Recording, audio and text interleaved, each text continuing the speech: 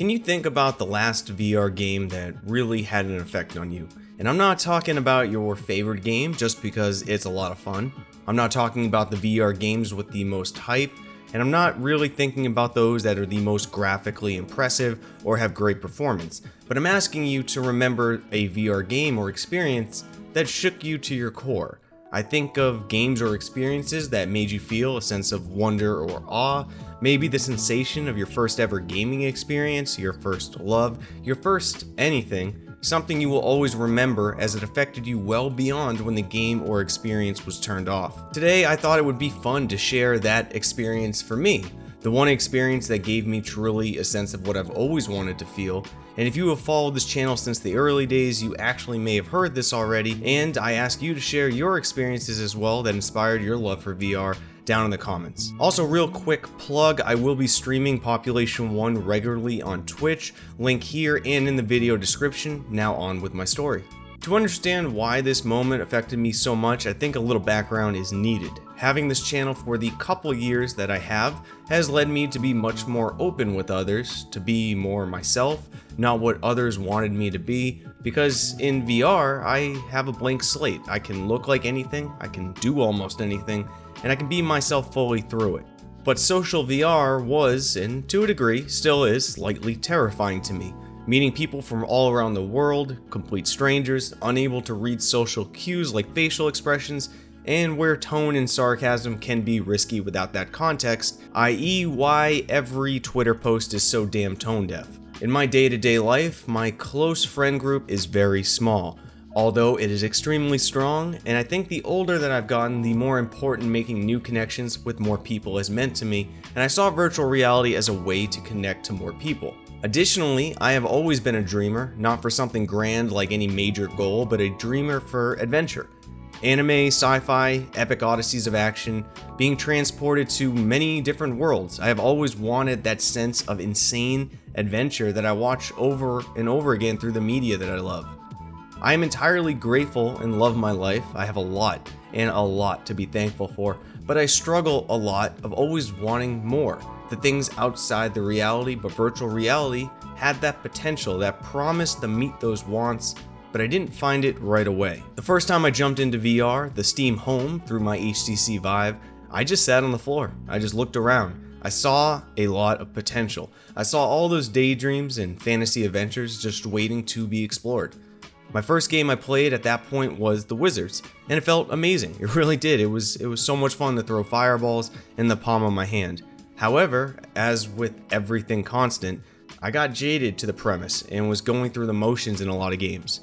Where I was borderline role-playing in The Wizards, I eventually saw myself completing games. Asgard's Wrath, while grade A in my book, I think it's highly underrated, I was enjoying it like a console game, going from objective to objective, never really feeling that fire my first time in VR had, and that promise that VR could give me what I want, it wasn't being fulfilled. Shortly after, I was beginning to find people that even though I had never met, I considered really good friends and started to explore more in VR that would not have been my normal go-to games. This is where I started exploring VR chat with my good friend Provi, who I hope you're doing well, brother. I'm sorry we haven't talked in a while. We played a game where we would take turns, each choosing whatever world looked interesting to us. We'd explore that world and then keep switching turns, choosing different places to visit.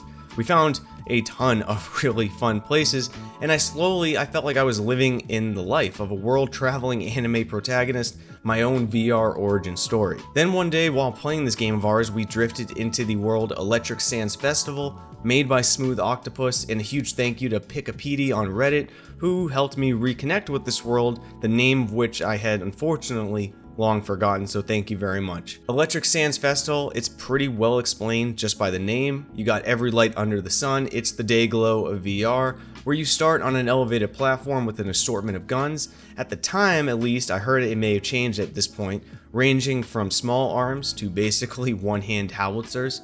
You jump down and just explore. There's not much to do.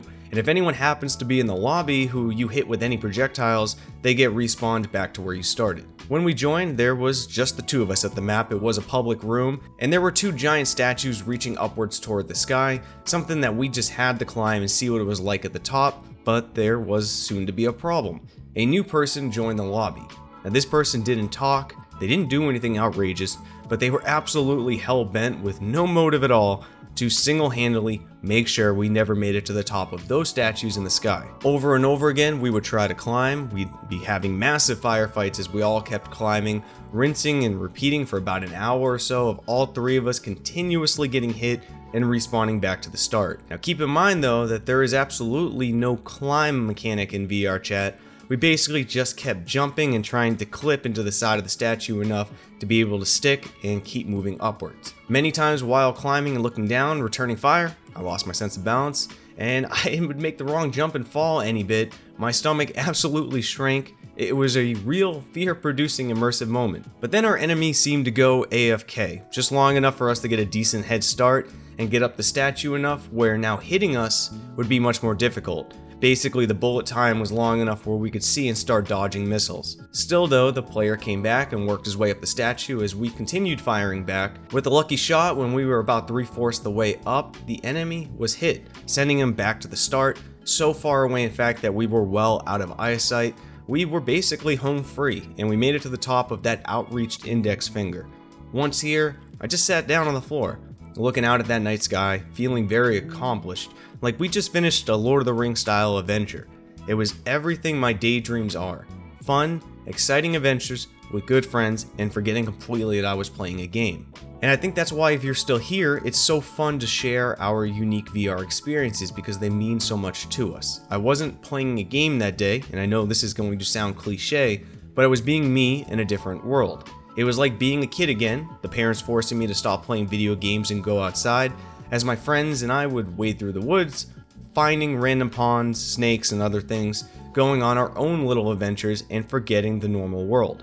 VR allowed me to feel that again. It satisfied all my cravings for a fantasy adventure, and not only did I forget the real world, but it opened up what VR can be and where it is likely going. Hell, I think about that experience I had in a game like VR Chat that I've always remembered, but what will it be like in decades from now? What kind of experiences will my child try? The things that will be open to him are the things of pure fantasy, of my daydreams that I watch on TV, watch on anime and the movies. And it's virtual reality experiences like this that make me very excited for that future. I encourage everyone, when they can, to roleplay a bit in VR. Forget about the game, just be you. Do exactly what you want, regardless if the game wants you to do it, and treat it like an extension of yourself. It really opens up what happens. I feel very grateful that you've all allowed me to share my favorite VR story with you, and I plan to read every single story you all share because the shared metaverse is the only one that I want to be part of. If you enjoyed this type of video, please hit that like button, make sure to subscribe, hit that bell icon so you never miss an upload, and as always, see you next time, Space Cowboys.